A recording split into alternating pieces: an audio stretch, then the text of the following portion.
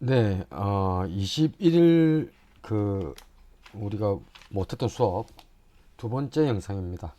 두 번째 영상은 조금 짧게 한번 만들어 볼게요. 25분 안에 끝날 수 있도록 그렇게 한번 구성을 해 보겠습니다.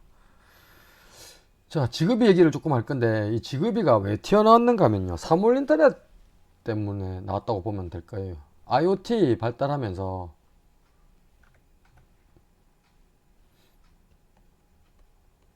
뭐가 필요해졌는가 하면은, 센서는요, 데이터를 주고받는 게 비트 단위입니다. 굉장히 작아요. 그러니까 대역폭은 낮아도 됩니다. 근데 경우에 따라서는 거리는 멀리 가야 될 수도 있어요. 거리는 중간 클래스. 아주 멀리 갈 일은 없겠죠. 그 다음에 더 중요한 게 있습니다. 배터리 문제. 굉장히 저전력이어야 돼요. IoT 디바이스는 예를 들어 벽 같은 데다가 딱 설치해놓고 6개월이면 6개월, 3년이면 3년 붙어 있으면 그동안은 계속 돌아가야 되거든요. 근데 에너지를 너무 많이 소모를 해서 배터리를 무슨 일주일에 한 번씩 교체를 해야 된다. 이 못 쓰는 겁니다. 그러니까 이런 조건을 센서에서 쓰이면서 대역폭은 낮아도 되고 거리는 좀 멀리 가야 되는데 배터리는 또 좀 적게 소모하는 낮은 에너지를 소비하는 거. 예, 그거 만들어 놓은 게 지금 직비 또는 지급이라고도 읽습니다. 이게 실제로. 이걸 직비라고 안 읽는다고 해서 무슨 영어가 안 되는 게 아니고 처음 이 용어를 해석할 때 아마 지급이라고 더 해석을 했을 거예요. 여기 보십시오. 이 지급이 로고라고 아예 딱 해놓잖아요. 요새 사람들이 좀 직비라고 많이 읽더라고요. 처음에 제가 공부할 때는 이걸 지급이라고 많이 읽었는데. 여하튼 그래서 설명이 대충 다 나오죠. 낮은 수준의 전송 속도. 속도는 안 빨라도 돼요. 데이터도 적게 보내도 되고. 근데 배터리 수명은 길어야 돼요. 암호도 조금 필요합니다. 데이터가 센싱한 데이터가 외부로 다 노출되면 안 되거든요. 그래서 직비는 이런 특징들을 다 모아가지고 유니캐스트도 되고 멀티캐스트 되고 브로드캐스트 되고 다 되죠. 그죠? 별거 아닌 것 같아도. 그 다음에 128비트 대칭키 암호, 요것도 사용을 하고, 충돌 방지는 무선이니까 CSMA, CA, 콜리전 어보이던스를 씁니다. 스타 형태로 구성할 수도 있고요. 네트워크를 클러스터 트리 형태 같은 것도 되고요. 메시 형태, 그물처럼 만든다는 거죠. 그죠? 막 서로 연결 이렇게 돼 있으면 메시거든요. 풀 메시가 되려면 한 개 더 들어오면 이렇게 또 되는 겁니다. 이런 식으로 서로 노드끼리 싹 다 연결되는 거. 근데 풀 메시란 말은 없으니까 가능한 한 서로 연결이 되는 그물 구조를 만드는 거. 예, 여기 있네요. 그물 형태로 연결되는 거. 그리고 지금 이제 여러분들이 그림에서 볼 수 있는 거 있잖아요. 요게 지급이 메시 형태 네트워크라고 되어 있습니다. 가능한 한 서로 연결이 많이 되려고 하는 거고, 그림에서 제일 중요한 게 얘네요. 지급이 코디네이터. 네트워크를 형성을 해주고요. 지급이 네트워크 얘기하는 겁니다. 지급이가 기술 이름입니다. 그러다 보니 이거 하나가 다 센서나 IoT 디바이스가 작은 뭔가 센싱 장치라고 생각을 하시면 돼요. 어쨌든 네트워크 형성, 그 다음에 다른 네트워크하고 연결,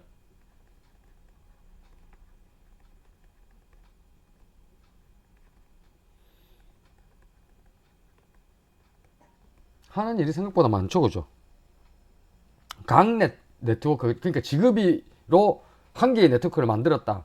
이렇게 한 개의 덩어리가 만들어졌다. 그러면 보통은 이 지급이 코디네이터는 한 개 있습니다. 얘가 여러 개 있으면 오히려 지금 보고 계신 이 그림 안에 있는 이 네트워크 혼란이 오히려 더 옵니다. 제가 다 컨트롤을 한다고 보시면 돼요. 네트워크에 관한 정보도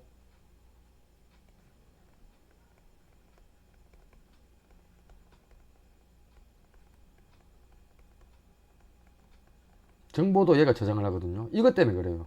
이런 게 두 개가 만약에 여기 또 한 개 있어가 이런 게 있다고 쳐봅시다. 여기에 그러면 서로 정보를 막 저장을 하는데 서로 정보가 안 맞으면 계속 이 데이터를 주고받으면서 그 정보를 맞춰야 되거든요. 그러면 에너지 고갈나요. 이게 두 개 다.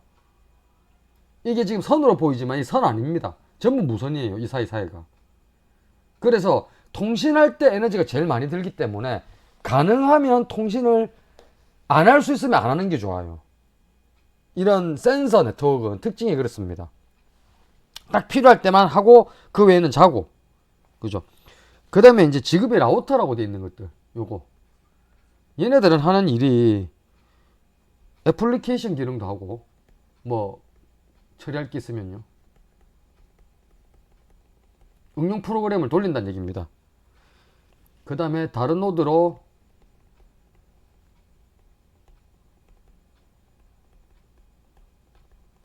데이터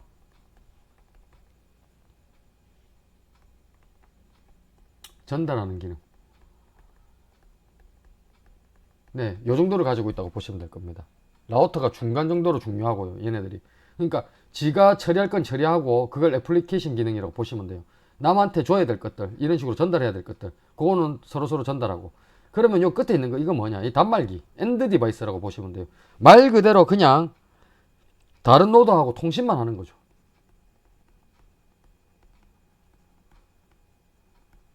얘네들한테 데이터 받아가지고요, 뭐 처리하거나 지가 데이터를 센싱 하잖아요. 그러면 이 라우터들한테 보내주는 역할들, 이런 것들만 담당을 하는 단말 그 지급이 디바이스가 있습니다. 이렇게 한 3가지 정도로 구성이 돼요. 그래서 이 내용들 한번 확인해 두시고, 제가 앞 영상에서 말씀드렸듯이 그러면 우리가 이제 한 3가지 정도 비교를 조금 해볼 겁니다. 이것도 요 표도 대략적으로 기억을 할 수 있으면 좋습니다. 대략적으로요. 달달달 외울 필요까지는 없고요. 와이파이 경우에는 속도가 12Mbps에서 최대 3.7GBps. 말 그대로 이 와이파이는요, 태생이 다르잖아요. 여러분들이 태생을 알면, 왜 만들어졌는지를 알면은 얘네들 속도, 그 다음에 뭐 어떤 에너지 소모 레벨, 이런 것들 딱 그 차이를 느낄 수가 있습니다. 기존 랜을 무선 랜으로 바꿔버린 거잖아요. 기존 랜이 할 수 있는 일을 얘도 할 수 있어야 되거든요. 그러니까 속도 빨라야 돼요. 네. 기본적으로 이렇게 되어 있는 겁니다. 블루투스는 컴퓨터하고 주변 장치를 주로 있는 거, 개인에 대한 개인 네트워크 만드는 거죠. 그죠? 여기에 케이블 대체란 말이 딱 붙어 있잖아요. 그래서 중간 정도입니다. 속도도 어느 정도 조금 돼야 되고요. 에너지 소모도 좀 적어야 돼요. 그래서 지금 보면 블루투스는 10m 안쪽에서 통신이 되고 24Mbps 4.0 기준으로요. 전송 속도 꽤, 요것도 뭐 느리진 않아요. 이 정도면은 뭐 우리가 웬간한 애플리케이션 돌리는데 크게 지장이 없습니다. 지급이는 전송 속도는 앞에 거하고는 좀 또 다르죠. 이것도 직비도 버전에 따라 좀 차이가 납니다. 250kbps 요거 같은 경우는요, 요걸로 낮지만 전파 거리는 또 멀어요. 100m까지 날아갑니다. 그런데 에너지 전력 소모를 보시면은요, 여기 와이파이는 당연히 높고요. 무겁습니다. 프로토콜 자체가. 블루투스가 이 세 개랑 비교를 하면 중간 정도 되고, 직비가 제일 낮습니다. 사용되는 게 특징이 요 와이파이 블루투스 직비의 유사점이 있는데 IEEE 802에 규정이 되어 있고 2.4GHz, 물론 여러분들도 알다시피 와이파이는 5GHz도 씁니다. 근데 2.4도 있잖아요. 그죠? 요 대역을 다 사용을 해요. 그죠? 그리고 이제 직비는 센서 네트워크에다가 주로 쓰려고 만든 거고, IoT 디바이스 같은 데다가 쓰려고 만드는 거기 때문에 배터리로 오랜 기간 통신이 가능하다. 전력선 자체를 연결 안 하는 경우가 되게 많습니다. 예. 그래서 여러분들이 요거는 여기까지 정도 확인을 해 두시면 네, 충분할 것 같습니다. 그래서 요게 지금 현재 우리 8장 내용이고, 없죠, 그죠? 이제 9장을 한번 해보죠.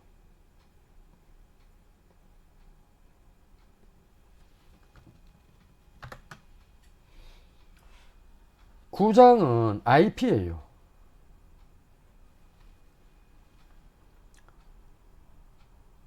네트워크 계층, 왜 넘어가지? 그죠? 그 다음에 IP 주소 체계하고 설정값. 설정값이나 주소 체계를 요거는 조금 암기가 많이 필요합니다. 요거 이제 여러분들 좀 잘 알아야 돼요. 중요한 내용이 나옵니다. 설정값 같은 거는 사실은 요즘은 자동으로 다 되거든요. 수동 IP 잡는 경우가 잘 없어요. 뭐 잡는 방법 배우고 싶으면 그것도 뭐 제가 언제든지 알려드릴 수는 있는데 굳이 여러분들이 아실 필요 없고, 네트워크 계층이 하는 일이라든가 그 다음에 IP 주소 체계라든가 이런 것들 중심으로 조금 보시면 되고, 설정값은 알면 좋고 몰라도 그만. 예, 요 챕터는 좀 그렇습니다. 그럼 일단 스타트를 한번 해볼게요. 자, 네트워크 계층을 대표하는 프로토콜이 그죠? 여러 가지가 있는데 인터넷 프로토콜이라고 IP입니다. IP. 3계층이에요. 우리가 지금 하려고 하는 게.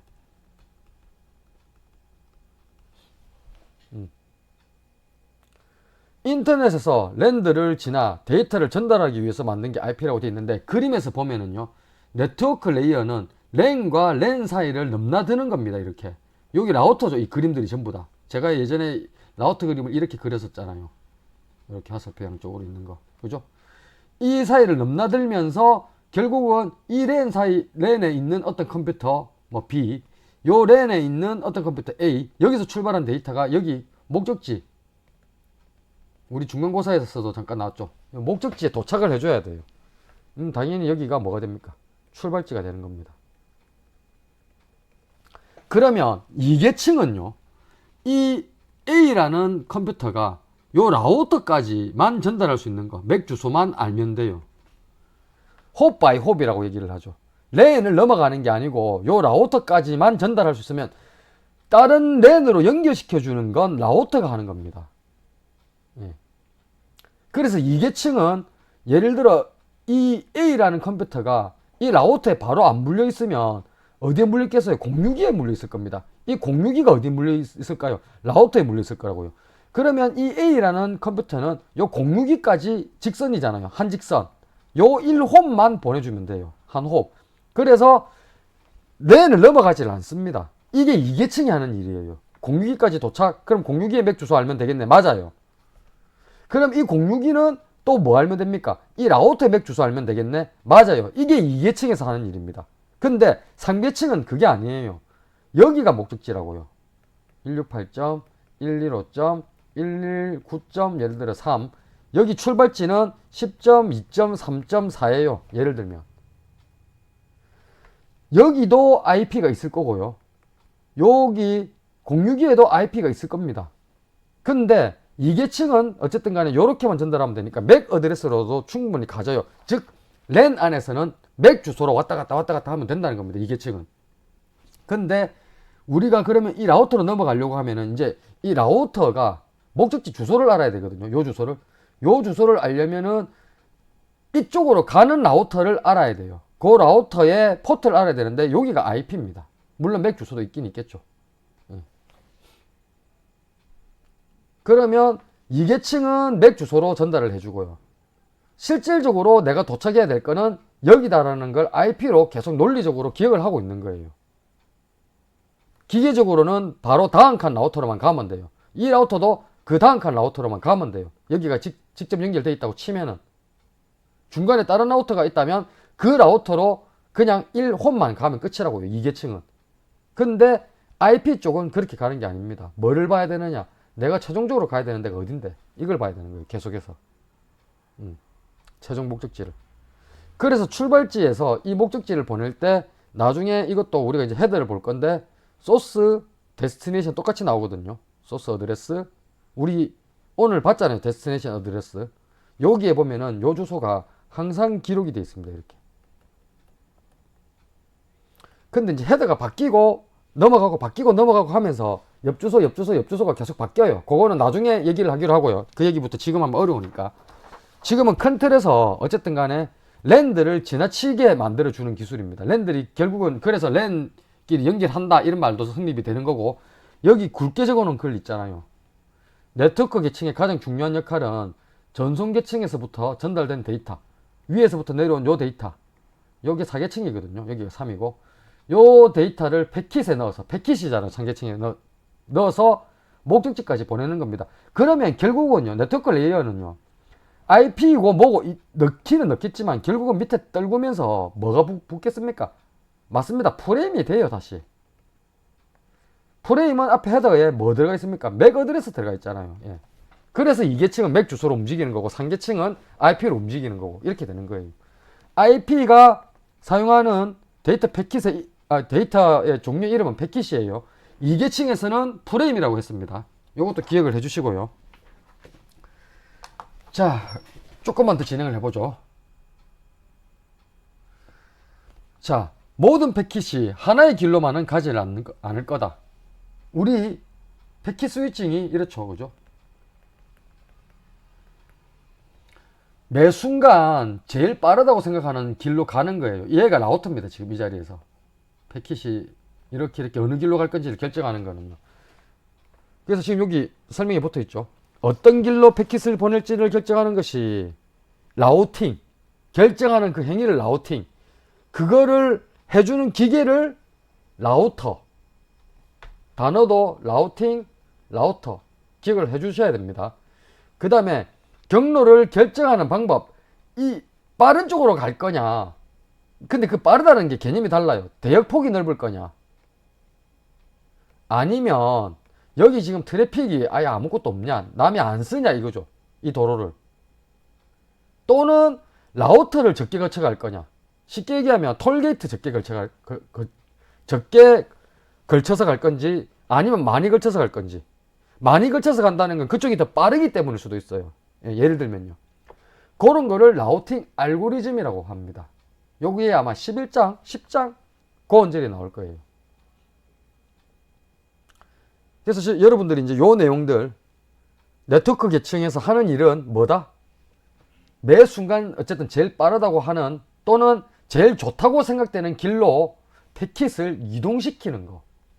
이게 네트워크 계층이 하는 겁니다. 어느 길로 보낼지 결정하는 거, 어떤 길로 보낼지 결정하는 거. 요거를 기억을 꼭 해주세요. 어떤 길로 보낼 것이냐. 그래서 라우터는요, 전형적인 경로 배정 장치입니다. 이게 한국말로 굳이 얘기하면 경로 배정 장치고요, 3계층의 가장 대표적인 장치입니다. 딴 게 있나 싶을 정도예요. 찾아보면 있긴 있을 것 같은데, 저도 뭐 라우터 중심으로만 공부를 했으니까. 그 다음에 이제 가상회선 얘기를 잠깐 할 건데, 지금은 요 그림은 가상회선이 아니고요, 요게 가상회선이거든요. 요 그림이. 요거 두 페이지를 일단 얘기를 연결해서 해보겠습니다. 라우팅의 목적은 아까도 말씀드렸다시피 뭡니까? 목적지까지 빠르게 데이터를 전송하는 거. 그림에서 ABCD 뭐 E, F까지는 다 라우터입니다. 요 화살표 이렇게 돼 있는 거. 그죠? 라우터와 네트워크 상태는 수시로 바뀔 거예요. 여기가 선이 복잡해졌다가 뭐 여기가 복잡해졌다가. 그죠? 그래서 라우터는 어떻게 하는가 하면요, 이 상태마다 뭘 하겠습니까? 수시로 빠르다고 생각되는 경로로 패킷을 전송을 해요. 그래서 우리 교재 예제를 제가 옆에 단계 적어 드릴게요. 이렇게 되어 있습니다. 1, A는 0, 1, 2를 패킷 번호입니다. 1을 0, 1, 2를 C에 보내. 이 그림이 지금 그걸 나타내고 있는 거예요. 0, 1, 2를 C에다 보낸 겁니다. 지금 이게. 자, 계속 적어 볼게요. 이후에 C가 분배요. C가 복잡. 그래서 3, 4는 라우터 B에 배정했습니다.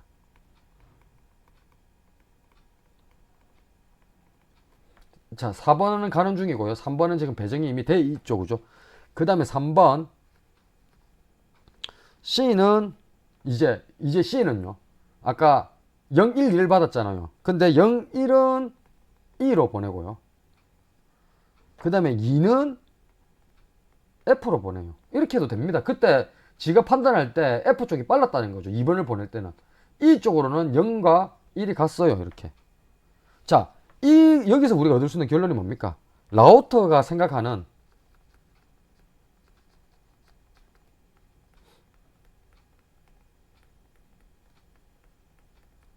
가장 빠른 길로 전송한다. 이게 답이에요. 사정에 따라서 독립적으로 움직인다는 겁니다. 그때 사정에 따라 가지고. 그래서 결국은 이 호스트에 도착해 보면 1, 2, 3, 4, 0부터 해서 어디까지입니까? 지금 우리 4번까지죠. 요게 순서대로 도착할지는 몰라요. 그래서 반드시 TCP가 요구됩니다. 요것도 꼭 기억을 해두시고요. 조립을 해야 되니까. 그 다음에 IP가 패킷을 전송하는 방식. 요것도 단어를 기억을 해 놓는 게 좋아요. 스토어 앤 포워드. 요렇게 적습니다. 라우터는 입력선으로 들어오면 버퍼에다가 패킷을 저장을 해요. 스토어. 그 다음에 길이 정해지잖아요. 여기로 갈 건지 여기로 갈 건지. 그럼 포워드 그쪽으로 밀어냅니다. 그래서 스토어 앤 포워드 요런 식으로 불러요. IP가 패킷을 전송하는 방식을. 자, 그리고 여러분들 다 요 PT 넘어가기 전에 한 번 더 확인할 거. IP의 특징. 먼저 보낸 패킷이 더 늦게 도착하는 경우도 있고, 맞죠, 그죠? 그래서 TCP가 필요하잖아요. 어떤 패킷은 심지어 길을 잘못 들어서 뭐 이런 데서 디스카드가 돼버릴 수도 있습니다. 폐기된다는 거죠. 목적지에 도착을 못해요. 그러면 여기 와야 되는데, B에 와야 되는데, 요런 IP의 특징을 best effort, not guarantee, 최선을 다하지만 보장할 수는 없다. 그래서 그냥 간단하게 저거를 뭐 보장하지 못한다 이런 말 안 쓰고 최선형 프로토콜이다. 이렇게 부르는 겁니다. 자, 요렇게 확인을 해 두시고, 그러면 가상회선 얘기를 지금 우리가 하고 있는 거잖아요. 가상회선은 결과적으로 뭔가 하면은, 우리가 패킷 교환망은 결국은 랜들의 독립성에 따른 문제, 그 다음에 효율성, 이런 것 때문에 쓰는 거거든요. 랜들이 다 제각각이잖아요. 다르고 기능이.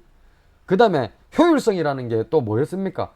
우리 서킷 스위칭은 안 쓰고 있으면 독점이긴 한데 안 쓰고 있으면은 그대로 그냥 갖다 버려야 되지 않습니까? 그 회선을.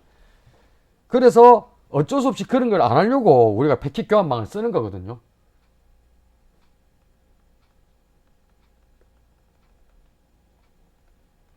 뭐 그냥 한마디로 효율성 때문에 쓰는 겁니다.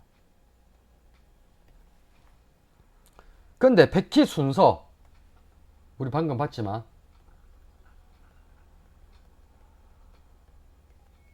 소실, 보안 이런 게 문제가 있다고요.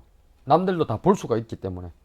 그래서 대안이 지금 우리가 이제 보고 있는 독자적인 사설망을 구축하면 제일 좋은데, 전 세계에 걸쳐서 사설망을 설치하는 거는 사실상 불가능하니까 요거 우리가 잠깐 들은 적 있었잖아요. 버스 전용차로 같은 걸 만들자고요. 원래 있는 도로에다가 가상 사설망이 되는 겁니다. 일정 채널을 빌린 이후에 독점적으로 사용을 하는 거예요. 전화선은 1차선인데 인터넷선은 고속도로 같은 거라서 뭐 10차선이 될 수도 있는 거거든요. 그 중에 차선 한 개 1차선을 내가 쓸게 이렇게 되는 겁니다. 그래서 요게 밑에 설명이 이렇게 붙지 않습니까? 인터넷망 서비스 제공업체는 인터넷망의 여러 채널 중에 A 회사만 쓸 수 있는 거, 요 채널을 임대를 해요. 지금 이 그림에서는 보면은 라우터 A, 그 다음에 라우터 C, 라우터 F를 임대를 아예 해버렸네요. 요렇게. 그 안에서 물론 라우터를 통으로 임대했다는 게 아니라 라우터 안에서 특정 채널을 임대를 했을 겁니다. C도 마찬가지, F도 마찬가지.